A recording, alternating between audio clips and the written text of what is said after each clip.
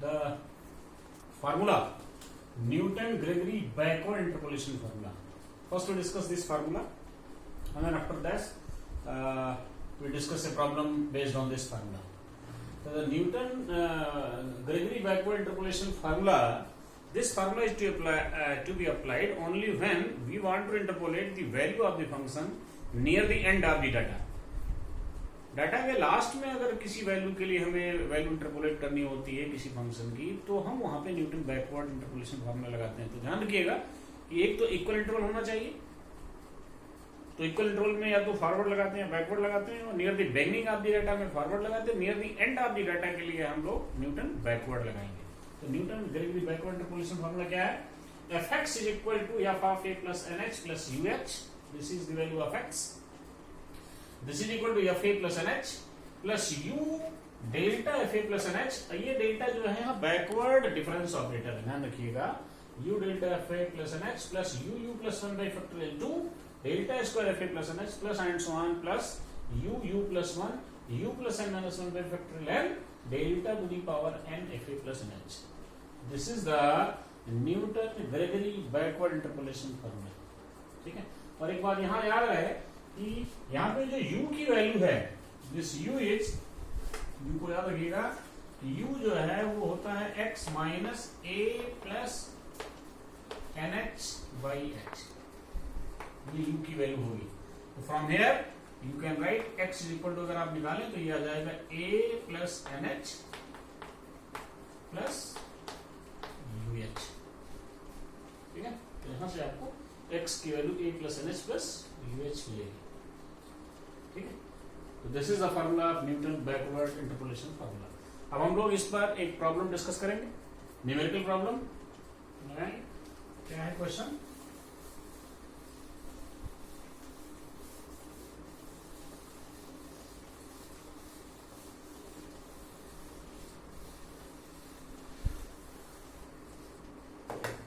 इस पर जो न्यूमेरिकल प्रॉब्लम हम लोग डिस्कस करेंगे वो क्वेश्चन है, the population of A town, the population of a town, population of a town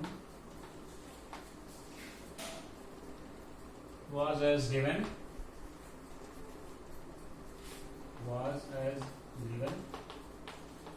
estimate the population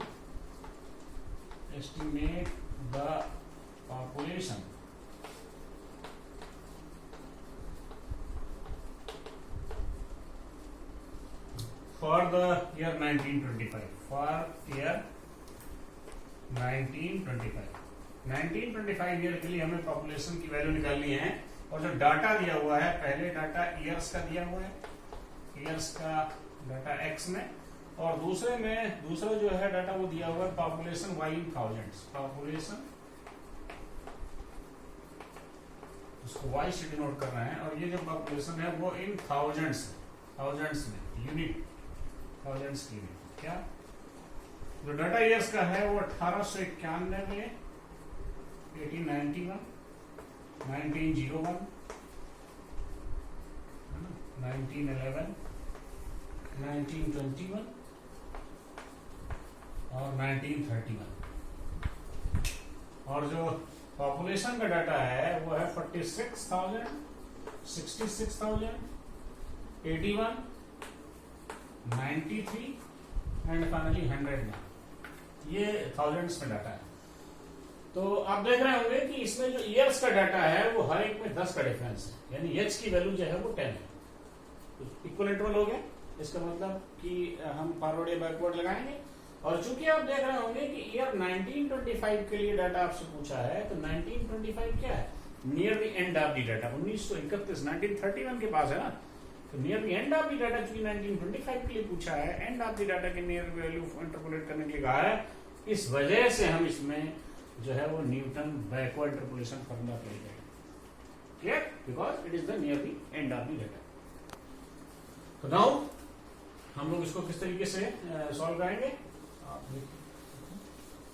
क्योंकि 1925 के लिए निकालना है, तो जिस वैल्यू के लिए आपको इंटरपोलेट करना है वो हो गई value x. x is equal to हो गया 1925, ठीक है। h की वैल्यू हो गई 10 ना। अब हमें यानी दो चीजें हमें पता चल गई, h और x, ठीक है। अब हम लोग इसके बाद बैकवर्ड टेबल बनाएंगे। तो टेबल इज, उसके बाद फिर हम फॉर्मूले में इसको अप्लाई करेंगे, है ना। तो the difference table is the backward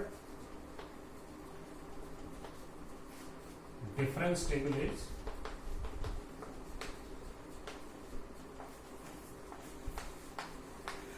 क्या, पहले हो गई x की वैल्यू, फिर आपका हो गया y, delta y, delta square y, delta cube y, delta two the power 4y। Values कितनी थी? वैल्यूज आपकी थी 1891, 1901, 1911, 1921 और 1931। 1 2 3 4 5 5 वैल्यूज, ठीक है। और ये हो गया 46,000, 66,000, 81, 93 एंड फाइनली 101, है ना। तो आप सॉरी एक मिनट, यहाँ पर ध्यान रहे, ये हम यहाँ बैकवर्ड टेबल बना रहे हैं, इसलिए बैकवर्ड ऑपरेटर यूज करेंगे, फॉरवर्ड नहीं होगा। यहाँ ऑपरेटर बैकवर्ड, अगर फॉरवर्ड डिफरेंस यूज करते हैं तो फॉरवर्ड वाला फॉरवर्ड डिफरेंस टेबल होती है, तो हम बैकवर्ड नोटेशन यहाँ यूज करेंगे, वहां पर फॉरवर्ड में फॉरवर्ड, ठीक है। अब इसको जरा सा आप वैल्यू सॉल्व करिए। 66 माइनस 56 यानी 20,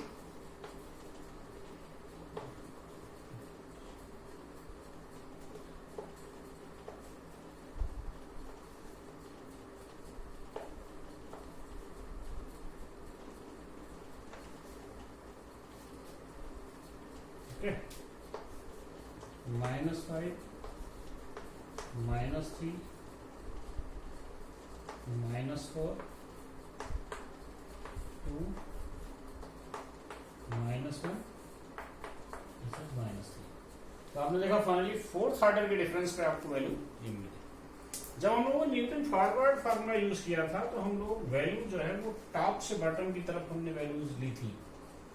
बैकवर्ड में क्या होगा, बॉटम से टॉप की तरफ, यानी ये वैल्यूज इसमें कंसिडर की जाएंगी। क्या ये, तो आप इन सबको ब्रैकेट में कर दीजिए, बिकॉज आपको इन वैल्यूज को ही यूज करना है, because this is backward difference table, ठीक है ना।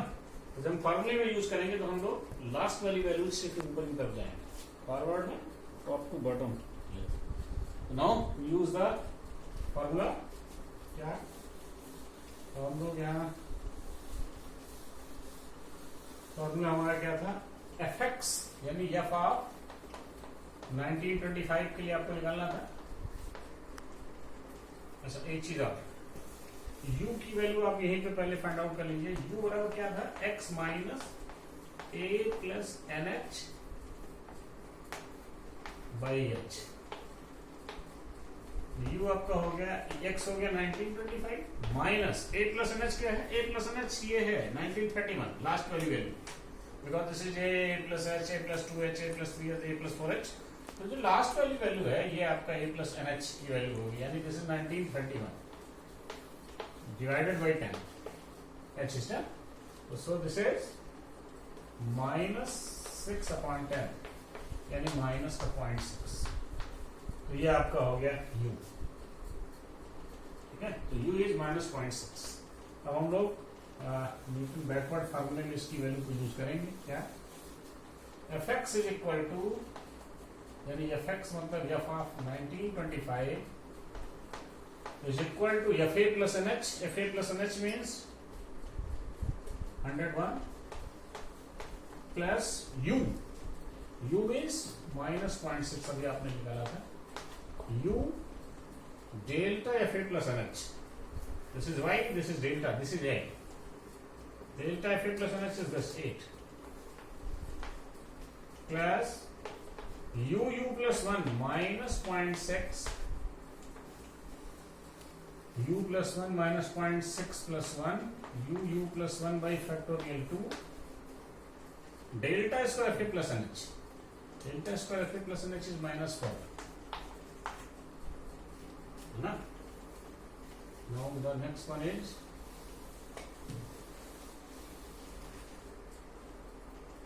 u minus 0.6 minus 0.6 plus 1 u plus 1 u plus 2 minus 0.6 plus 2 by factorial 3 delta q f a plus ns, that is minus 1. And the last one is